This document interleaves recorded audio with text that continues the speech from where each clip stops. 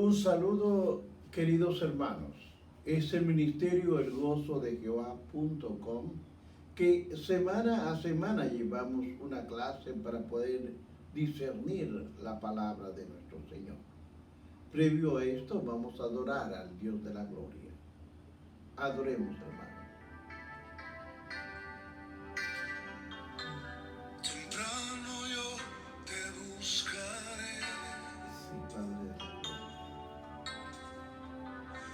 de madrugada yo me acercaré a ti. Mi alma te anhela y tiene sed.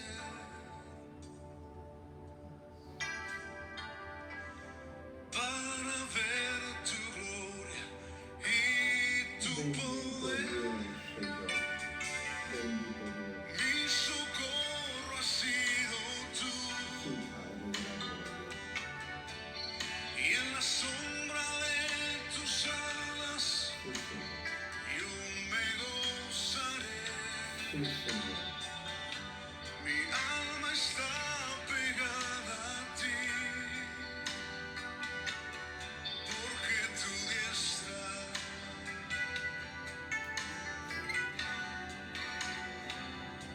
me ha sostenido. Oh, tu diestra me ha sostenido. Mi socorro ha sido tú, y en la sombra de tus alas yo me gozaré. Mi alma está pegada a ti, porque tu diestra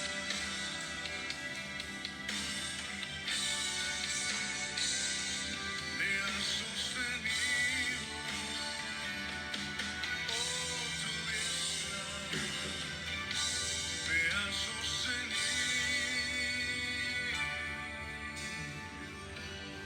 Bendito Dios de la gloria, bendito eres, Padre eterno.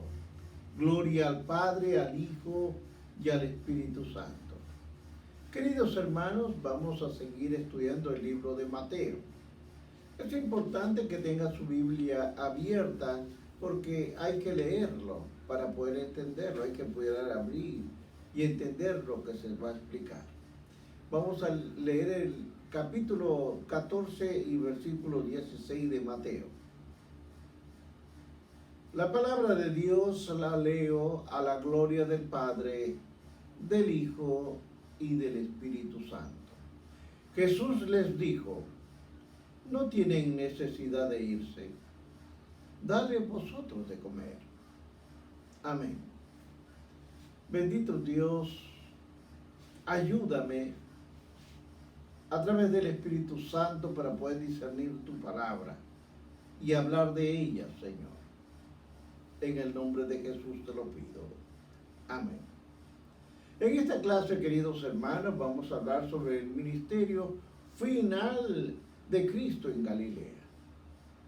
Vamos a ver qué nos habla, qué nos dice, porque como una forma de introducción, a medida que Cristo estaba en la parte final de su ministerio en Galilea, la cruz comenzó a entreverse en su vida, así como la de Juan el Bautista, que él fue el que preparó el camino para el ministerio del Mesías. La muerte de Juan señaló la venida de la pasión. Él sabía que se acercaba la hora cuando ya no caminaría en esta tierra como un hombre. Ya no. Por lo tanto, Cristo siguió insistiendo en la importancia de la fe. Querido hermano, la fe es lo importante que uno tiene que entender. Sin fe no podemos agradar a nuestro Señor. Es nuestra fe es la que tiene que ser desarrollada. en cada enseñanza. Hay que tener fe para los milagros. Él demostró su poder y la necesidad de la fe a través de la milagrosa alimentación de los miles, a través de las sanidades y al caminar sobre el agua. Es el punto que vamos llegando a entender cómo Jesús iba demostrando en Galilea, no solamente cómo caminar en el agua, no solamente en milagros, sino en todas las proezas que realizaba. Durante esta época de milagros, los líderes religiosos de Israel le pidieron a Cristo una señal, las señales de quién era el Cristo. Estaban alrededor de todos ellos y la obra que él estaba a punto de completar había sido profetizada gráficamente. El mundo no era digno de él, hermanos. Y aquellos que sin fe no lo conocieron, tal como ocurre en estos tiempos. Hay quienes se les invita a que puedan estudiar la palabra, y gente sin temor ni temblor, ni siquiera quieren leer la Biblia, pero dicen ellos creer en el Señor. ¿Cómo va usted a creer o servir a un Dios que no conoce? La única forma de conocerlo es a través de la palabra. Este es el punto de encuentro. Ahora bien, la muerte de Juan y los milagros que hizo en nuestro Señor Jesucristo, los milagros de los panes y los peces. Hay dos ocasiones, oiga bien, hay dos ocasiones que nuestro Señor alimentó a multitudes. Casi siempre se habla de uno, pero el Señor hizo dos milagros grandes para alimentar a las multitudes con panes y peces. Milagros que se enfatizan que Jesús era un Dios, era el Dios encarnado. Él era el mismo Dios. Cada creyente debe rendirse a Jesús.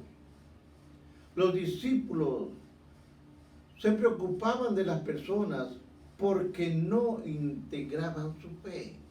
Tenían poca fe a sus sentimientos. Ellos dependían de sí mismos. Parece que tenían un poco para ayudar. Así que dependían de la fe. Pero la fe en Dios. Su consejo a Jesús fue simplemente despide a la multitud. Sin embargo, Jesús les dijo que le trajesen lo poco que ellos tenían. Cuando las personas usan, queridos hermanos, lo que poseen para Dios, el Dios de la gloria hace milagros, hace maravillas, porque para nuestro Dios nada es imposible. ¿Cómo ayudar a las personas en necesidad? Vemos en el capítulo 13:8 del libro de los Hebreos, Jesucristo nos dice, Jesucristo es el mismo ayer, hoy y por los siglos. Él no cambia. Cuando las personas sufren, Jesús sufre. Porque lo vemos en Hebreos 13:8.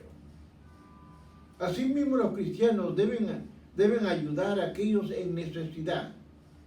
Esto diferencia entre las personas no creyentes. Porque hay seguidores de otras religiones. Por ejemplo, el hinduismo honra o ignora muchas veces el sufrimiento de la gente, porque ellos dicen que están pasando por el karma. El karma significa su destino.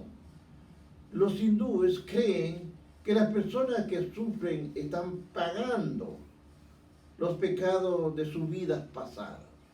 Por lo tanto, no deben ser ayudados. Esa es su religión. Pero algunos cristianos construyen iglesias para rescatar a muchas personas del pecado.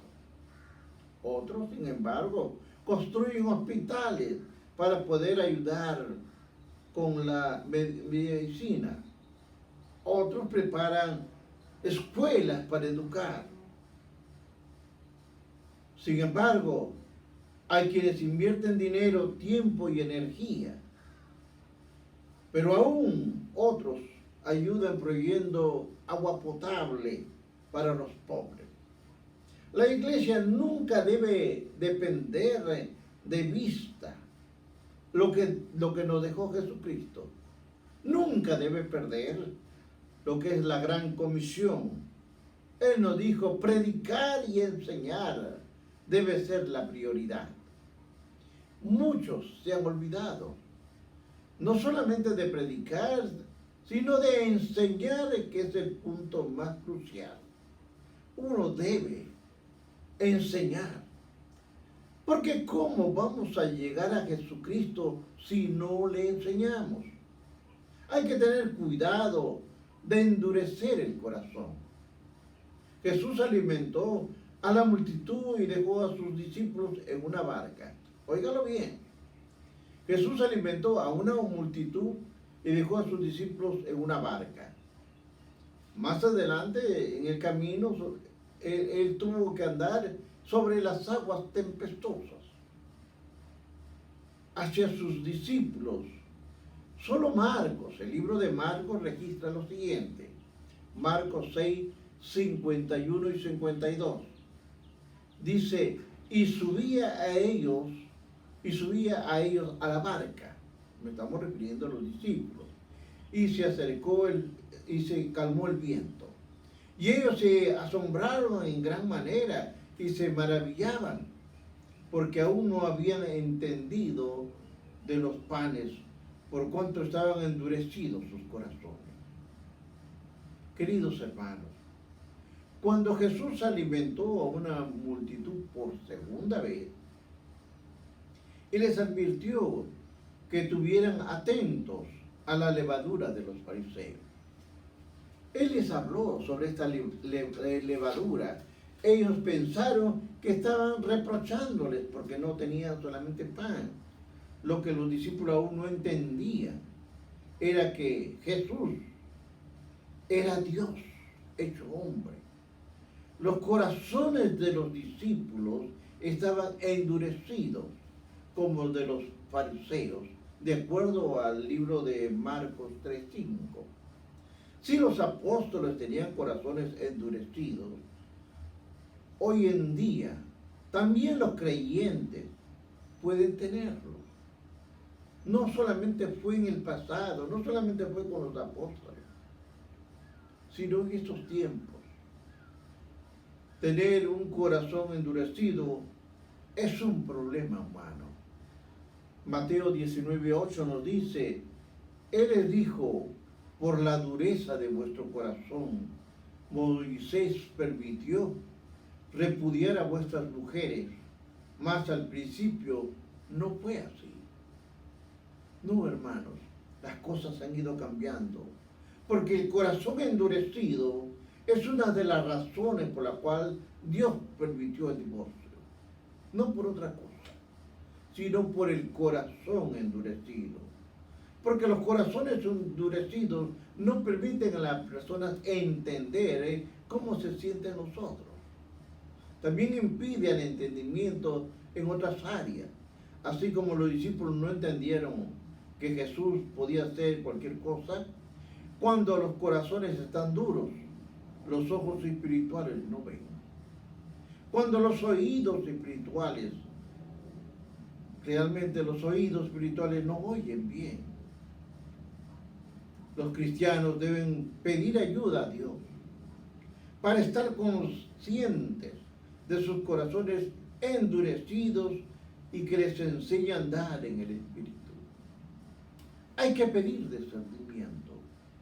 Hay que pedir dirección.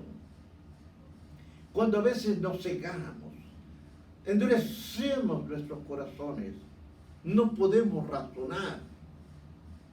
Porque, por ejemplo, el milagro de caminar sobre las aguas, Jesús pidió a sus discípulos que se adelantaran en el mar, porque él quería pasar tiempo a solas, solamente adorando al Padre. Tal vez la muerte reciente de Juan el Bautista le recordó la cruz que le esperaba. El Señor pasó varias horas hablando con su Padre. Él hablaba. Y luego fue a sus discípulos a la cuarta hora, dice la palabra. Y hay que entender esto, que los judíos habían dividido cada 3 horas, habían dividido la noche así en 4 partes. La primera hora, segunda hora, tercera hora, y dijo que venía aproximadamente entre 3 a 6 de la mañana. Ellos estaban en medio de una tormenta en el mar. Se puede aprender de estas 2 lecciones que lo voy a explicar. Pero hay que hacer la voluntad de Dios.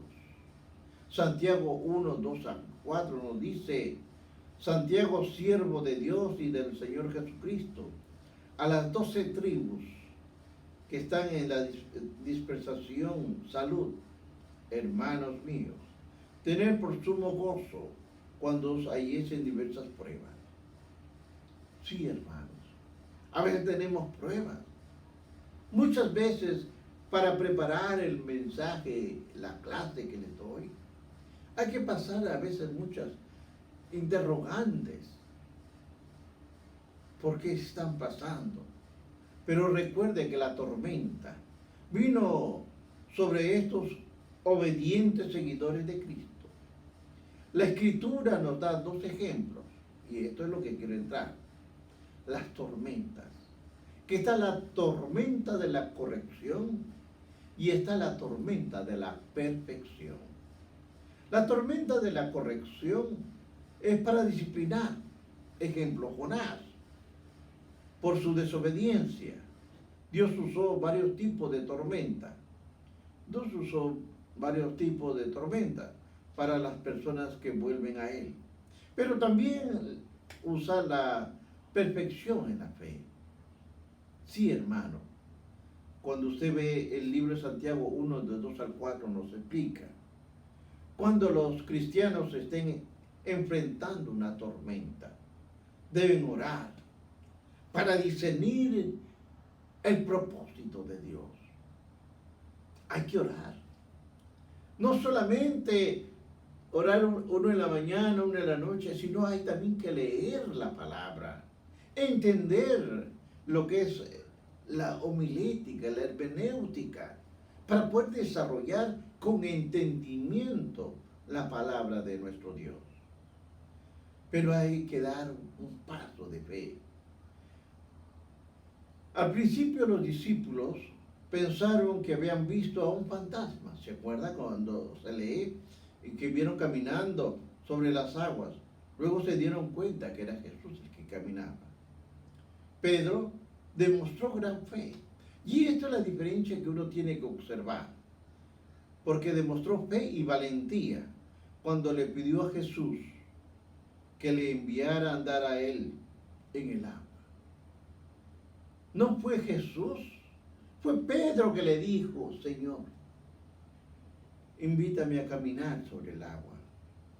Es interesante cómo uno comienza, que bajara el agua, se bajara. Seguramente Dios espera que expresemos nuestro deseo, así como Pedro. Señor, invítame a caminar en el agua. A veces nosotros no expresamos nuestros deseos al Padre. No damos la iniciativa. Jesús aceptó y respondió a Pedro: ven. Simplemente le dijo: ven. Los cristianos deben dar un paso de fe. Solo cuando Jesús habla directamente con ellos, la fe recibe sus invitaciones de Dios, pero Jesús no siempre entrega las invitaciones a todos los cristianos. Él no invita a todos los discípulos. Jesús no invitó a los discípulos y le dijo, bájense todos de la barca. No, fue Pedro el que dijo, invítame a caminar. Él tuvo la valentía, la decisión, la fe de poder caminar. Nosotros como cristianos tenemos que tener también la necesidad de buscar al Creador, porque Él nos invita. Muchas veces pasa por momentos de dificultades. Inviten al Señor a que les ayude, porque cada persona en la Biblia es dirigida a cada cristiano, pero no necesariamente para cada cristiano. Dios le prometió a Pedro que él moriría de una manera que no sería elección del apóstol. Él le dijo, vas a morir, pero tú no vas a elegir cómo vas a morir. Cuando usted ve el libro de Juan 21 del 18 y 19 dice, de cierto os digo, cuando eras más joven te ceñías e ibas donde querías, mas cuando seas viejo entenderás tus manos y te enseñará otro y te llevará a donde no quieras. Esto dijo, dando a entender con que la muerte había de glorificar a Dios. Y dicho esto, añadió, sígueme. Esta promesa era solo para Pedro, no para Mateo ni para Tomás, no, era solamente para Pedro. Si el Señor le pide que vaya a Jerusalén por un asna, vaya. Él sabe lo que le está pidiendo. Mateo 21:2 dice, diciéndoles, id a la aldea que está enfrente de vosotros y luego hallaréis una asna atada y un pollino con ella. Desatadla y traedla. Sin embargo, no vaya, oiga bien, no vaya que Dios le dé, que no le haya prometido.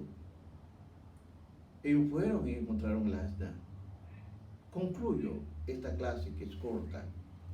Si el Señor le promete, Él estará seguro en un arca. Si dice, así como lo dijo Noé, construye un arca, ¿qué le cuesta a Él? Construirla. Génesis 6:18 dice, mas estableceré mi pacto contigo y entrarás en el arca, tus hijos, tu mujer y las mujeres de tus hijos contigo. De lo contrario, hermanos, discierna que esta es una promesa de Dios dada solamente a Noé. Pero tenemos más de 36,000 promesas en la Biblia. Pero como usted no la lee, no las entiende, no sabe dónde están. Pero hay promesas para cada uno. Nosotros tenemos que aprender, pero no todas las promesas son para cada creyente como individuo.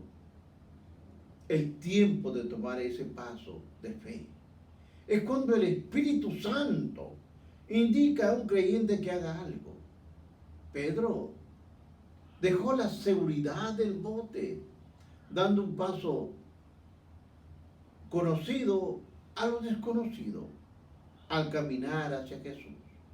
Aun cuando la fe de Pedro titubeó, Jesús le ayudó.